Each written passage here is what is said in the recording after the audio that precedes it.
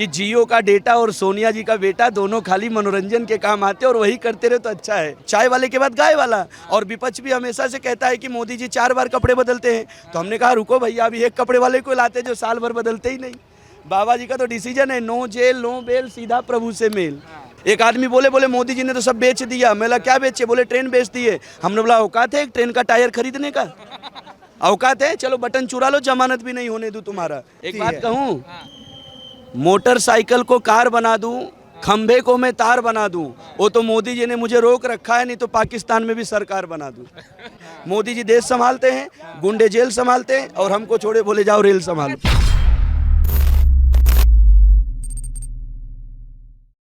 मेरा नाम Awadhesh Dubey, train vendor. Train वाला जो आपकी वीडियो वायरल हुई थी, सबने देखी। और अब ये जो मामला है, अब गुजरात आ पहुंचा है। और इस बार जो चर्चाएं चल रही हैं गुजरात में कि आम आदमी पार्टी, एक दिल्ली वाली आई ना, आपने सुना है, वो कह रहे हैं कि अभी सीएम फिर पीएम, 22 जाकी 24 बाकी। वो कह रहे हैं मोदी जी बुढ़ा गए और मोदी जी अब रिप्लेस हो रहे हैं। अरे तो मोदी जी बुढ़ा गए तो क्या हुआ, योगी जी तो जवान है ना अभी भी। चाय वाले के बाद गाय वाले की एंट्री है। और हम दिल्ली वालों से कहेंगे, हमारे जो दिल्ली से आते हैं अरविंद केजरीवाल जी, वो अपने चीज़ के अंदर सिर्फ 2 चीज़ का सुधार ला दें। पहला तो दारू के ठेके मत खुलवाएं, क्योंकि दारू के ठेका खोलने से हमारी युवा पीढ़ी खराब होती है। हम देखें उनको मेट्रो स्टेशन पे भी उन्होंने दारू का अड्डा डाल के रखा है। और प्लीज़ आपसे निवेदन है, अगर बात करना है तो भ्रष्टाचार पे करो, गरीबी पे करो या बेरोजगारी पे करो। आप ये फ्री स्कीम में मत करो, क्योंकि फ्री स्कीम में पब्लिक ने देखा है बंगाल का नतीजा। और वेनेजुएला एक देश था जो फ्री स्कीम में ही ख़त्म हो चुका है। तो यहाँ की जनता सब जागरूक है। मोदी गुजरातનું છે અને ગુજરાતનું મોદી, तो आवशे तो मोदी ज, एमा कहीं नहीं। ये 2024 का सेमीफाइनल है, और जो मोदी जी बहुमत से जीत रहे हैं और 24 में फाइनल जीतेंगे। मगर केजरीवाल कह रहे हैं सेमीफाइनल मेरा है भाई। अरे कहने से कौन रोकता है? ऐसे तो राहुल गांधी भी बोलते हैं कि मैं प्रधानमंत्री बनूंगा, तो बन जाते हैं। ये तो लोकतंत्र है भाई, कहने से कोई किसी को नहीं रोक सकता है। कहते रहे, हाँ कहने से शायद उनको चैन से नींद आती होगी, तो इसी बहाने कम से कम चैन से नींद तो ले लेते हैं। मगर राहुल गांधी का भी एक अलग दावा, ये जो भारत जोड़ो आंदोलन चल रहा है उसको लेकर भी कहा जा रहा है कि गांधी नहीं आंधी आएगी 2024 में। देखो पब्लिक को सब मालूम है कि ये भारत के टुकड़े ही उनके परिवार वाले किए थे, ताजो जोड़ के क्या कर सकते हैं। तो उनको तो मैं पहले से ही बोला हूँ कि जियो का डेटा और सोनिया जी का बेटा दोनों खाली मनोरंजन के काम आते हैं और वही करते रहे तो अच्छा है। पब्लिक का इंटरटेन होगा और इसमें वो कुछ नहीं कर सकते। अभी देखो आप महाराष्ट्र के लिए एक विवादित बयान दे दिए हैं, हाँ, तो फिर वो कुछ नहीं हो सकता उनका। खाली उनका एक रिस्पेक्ट और एक इज्जत यही है मार्केट में कि एक सोनिया गांधी के बेटे हैं और इतनी बड़ी पार्टी के अध्यक्ष बनाए गए थे, बाकी उनका कोई अस्तित्व तो नहीं है। और केजरीवाल साहब जी, आप खामखा रैली वैली करके सरकार का पैसा खराब करते हो। सरकार क्या जनता का ही है, तो आप यहाँ पे मत आया करो, दिल्ली तक ही सही हो आप। अब आपके एक पार्टनर हैं पंजाब वाले, जो कहे थे कि हम 15 दिन में पंजाब का नक्शा बदल देंगे। आप ही देख लो साहब, बीबी बदल के रख दिए। बताइए आप, तो खुद ही पीते थे उनके पंजाब वाले, तो दारू का ही धंधा खोल रहे हैं। यहाँ पे दारू नहीं चाहिए और नशा मुक्त गुजरात है। गांधी जी का जन्म गुजरात में हुआ है, तो यहाँ पे और किसी की एंट्री नहीं है। मोदी जी अकेले ही काफ़ी है। हर हर मोदी, भाड़ में जाए विरोधी। बात हो रही है कि मोदी जी अब बुढ़ा गए हैं, तो योगी जी तो जवान है ना यार, चाय वाले के बाद गाय वाला। और विपक्ष भी हमेशा से कहता है कि मोदी जी 4 बार कपड़े बदलते हैं, तो हमने कहा रुको भैया, अभी एक कपड़े वाले को लाते जो साल भर बदलते ही नहीं। बाबा जी का तो डिसीजन है, नो जेल नो बेल, सीधा प्रभु से मेल। प्रभु से मेल की जो चर्चाएं हैं, इसको लेकर जिस तरीके से आम आदमी पार्टी इस समय उतारू है, सीधी चीज, क्योंकि ऐसा हो रहा है कि दूसरे नंबर पे वही आप ये चुनाव पड़ जाएगा और जिस दिन रिजल्ट आएगा उसके बाद भी मैं आपको इंटरव्यू दूंगा, फिर आप मुझसे बोलना कि दुबे जी आप क्या कहे थे। आ रहे मोदी जी पूर्ण बहुमत से आ रहे हैं। ये सेमीफाइनल है, सेमीफाइनल जीत के सीधा 24 के फाइनल में भी आ रहे हैं। फिर 29 में योगी जी की तैयारी है। योगी जी की तैयारी है और कुछ नहीं होगा बस। और कोई चाय वाला गाय वाला फिर कोई आएगा। और ये जो फ्री ये जो नीतीश जी आ रहे हैं बिहार से, आप तो यूपी, दुबे जी बिहार से हूँ, बिहार से, हाँ बिहार से हैं, तो बिहार की जो चर्चाएं हैं कि नीतीश जी अभी जैसे राहुल गांधी नेता जोड़ रहे हैं, केजरीवाल राज्य जोड़ रहे हैं, बिहार के वो भी कह रहे हैं कि हम नेता जोड़ के इस बार देश के बन जाएंगे प्रधानमंत्री। देखो पब्लिक को सब मालूम है, अगर सब विरोधी पार्टी एक हो जाए तो समझ लेना कि उस देश का राजा ईमानदार है। ऐसे ही ठीक इंदिरा जी के साथ भी हुआ था, वो भी अच्छे काम करती थी, उनको भी गिराने के लिए सब विरोधी एक हो गए थे। तो जो ईमानदार रहता है उसको गिराने के लिए विरोध किया जाता है, और विरोध करते रहो, अच्छा है। विपक्ष मजबूत रहेगा तो ही पब्लिक को फ़ायदा मिलेगा। और मोदी को कोई हटा नहीं सकता है, ना ही हटा पाया है और ना ही मोदी जी हटेंगे। मोदी जी पोस्टर में नहीं, लोगों के दिल में भी बसते। उन्होंने गुजरात के लिए काम किया है सर।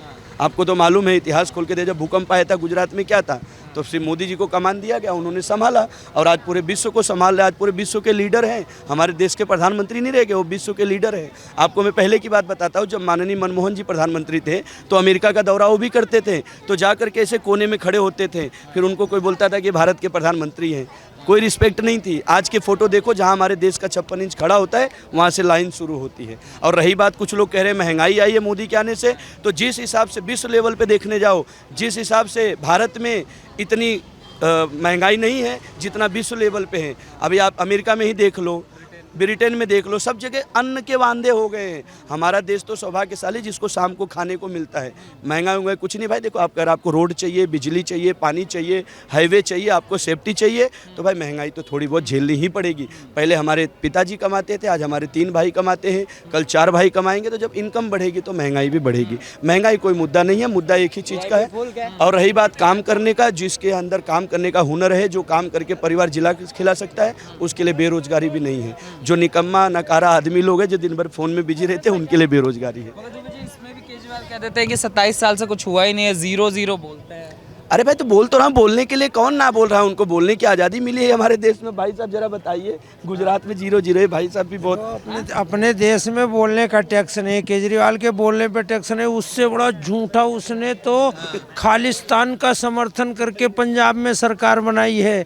ये लोगों तक आवाज़ पहुंचाओ कि केजरीवाल ने खालिस्तान का समर्थन करके सरकार बनाई है पंजाब में।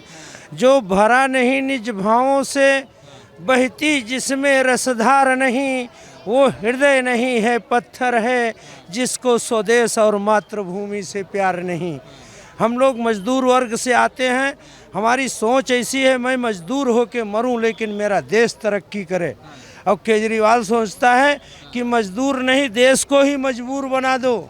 ये फ्री की घोषणा, देश को मजबूर बनाना है, देश को कायर बनाना है।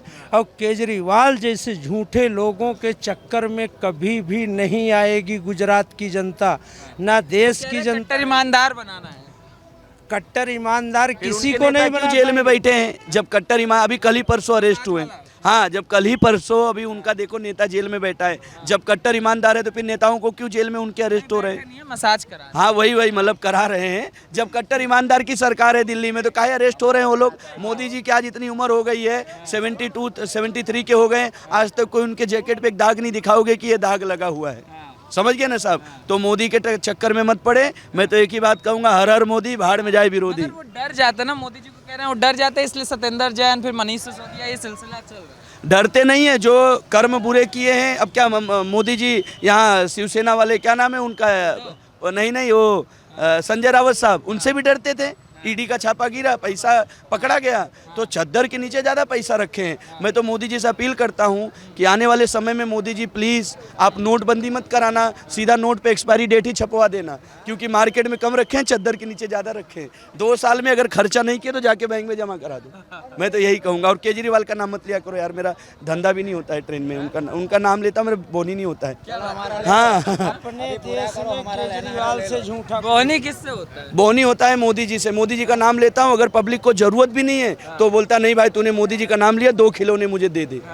ये है मोदी जी का पावर। एक आदमी बोले मोदी जी ने तो सब बेच दिया। मैं बोला क्या बेचे? बोले ट्रेन बेच दिए। हमने बोला औकात है एक ट्रेन का टायर खरीदने का? औकात है? चलो बटन चुरा लो, जमानत भी नहीं होने दूं तुम्हारा। आज कोई भी छोटे मोटे स्टेशन पे जाओ, साला एक्सीलेटर लगा रहता है। अक्षय कुमार जैसा खड़े होके ये प्लेटफॉर्म से वो प्लेटफॉर्म आते हो, अब बाद में विकास ढूंढने आते हो आप।